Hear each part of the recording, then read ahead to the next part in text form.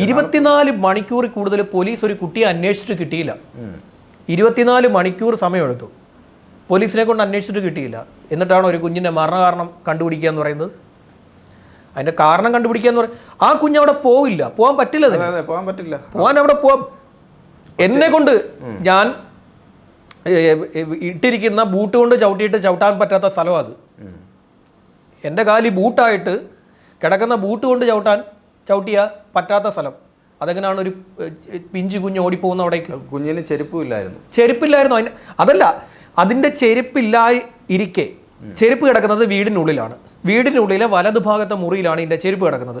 ചെരുപ്പില്ലാതെ ആ കുഞ്ഞ് അവിടേക്ക് പോയി. ശരി, കുഞ്ഞിൻ്റെ കാലിൽ ഒരു മുറിവില്ല. അവിടെ ചെരുപ്പോ ചെരുപ്പിട്ട് നടന്നാൽ പോലും കാല് മുറി.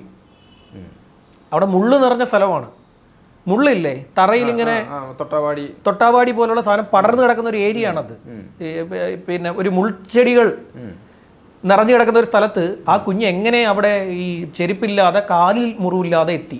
അതൊരു വലിയ സംശയമല്ലേ?